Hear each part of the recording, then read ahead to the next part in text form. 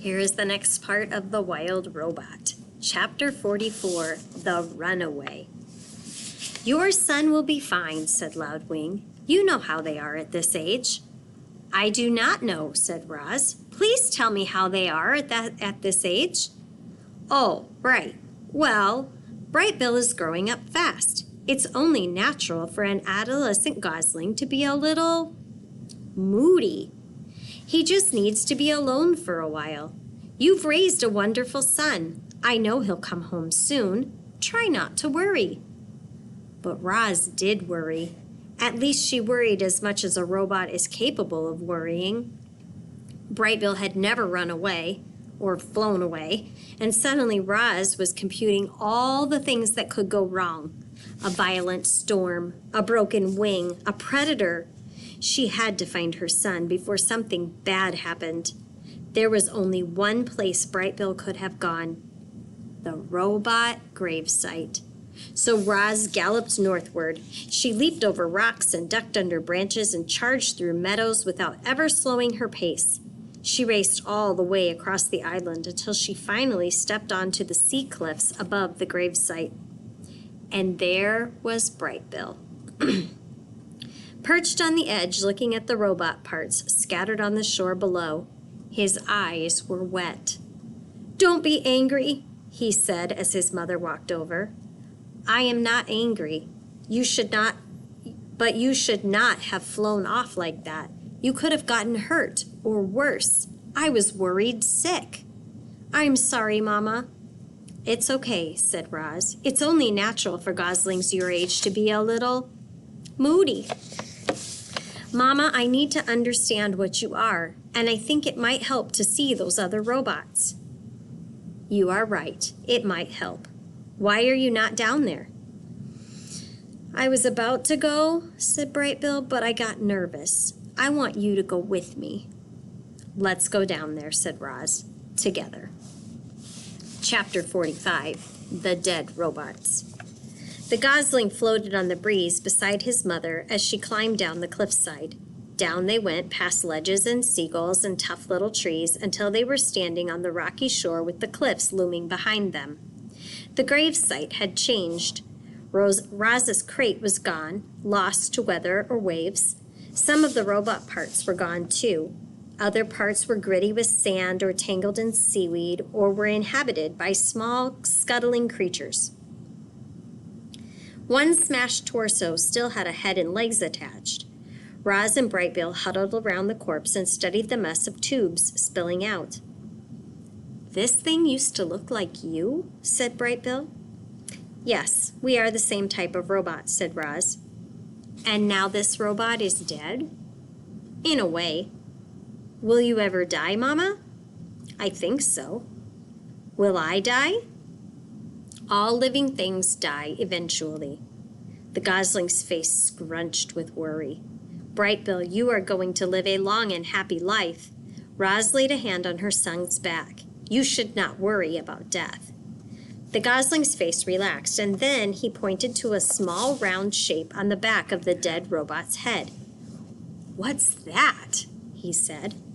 Roz leaned in closer. "That is a button, which is a knob on a piece of machinery that can be pressed to operate it." Brightbill began pressing the button. Click, click, click. "Nothing is happening," he said, "probably because this robot is dead." Click, click, click. "Mama, do you have a button?"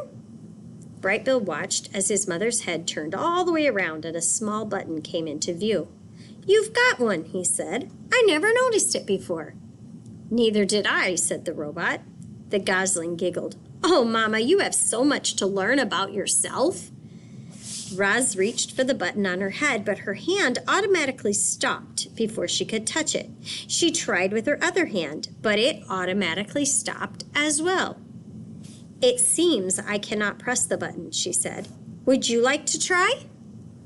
"What will happen?" "I think that I will shut down. But I think you could simply press the button again to restart me." "You think?" squawked Brightbill. "What if you're wrong? What if you wake up different? What if you never wake up? Mama, I don't want to shut you down." Roz turned her head back around and saw that Bright Bill's face was once again scrunched with worry. She knelt beside him and said, "Of course you do not have to shut me down. I am sorry if I scared you. Are you okay?" "I'm okay." Bright Bill sniffled and wiped his eyes, and then he heard splashing. Otters were playing in the ocean. He had never seen otters before. He stared as they swam and dove and sloshed around with one another. They seemed to be having a ridiculous amount of fun, and suddenly the gosling was smiling again. "Hello, my name is Bright Bill," he shouted over the waves, "and this is my mama. Her name is Roz." The last time those otters had seen Roz, they had thought she was some kind of monster. But since then, they'd heard that she was remarkably friendly and that she'd even adopted an orphan gosling. And so the otters smiled at Roz and Bright Bill. Then they swam straight over and splashed onto the rocks. "Hello there," said the biggest otter. "Nice to meet you both. Actually, Roz, we've met once before, but you might not remember me. My name's Shelley." "I do remember you," said the robot, "but I'm glad to learn your name, Shelley." "You know each other?" said the gosling. "These otters were the first animals I ever met," said Roz. "They were also the first animals who ever ran away from me." "Yeah, sorry about that," said Shelley, as the other otters sniffed the robot's legs. "You know, Bright Bill, when we first saw your mom, she was packed in a box and surrounded by soft, squishy stuff."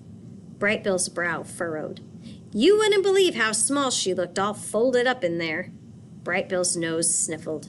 "We thought she was dead, but when we reached into the box, she came to life and climbed out looking like a sparkling monster." Bright Bill's eyes welled up with tears, and then he felt his mother scoop him into her arms. "Are you okay?" she whispered in his ear. "I think I've learned enough about robots for today," he whispered back. "I am sorry, otters," said Roz, "but we really must be going."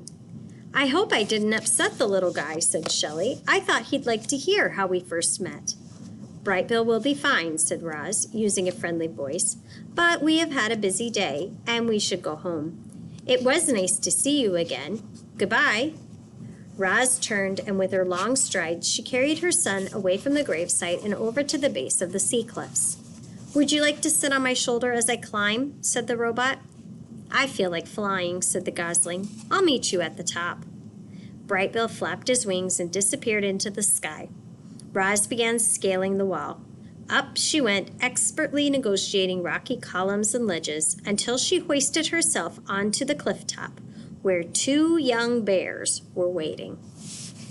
And we are going to stop for today, so we will read a little bit more tomorrow.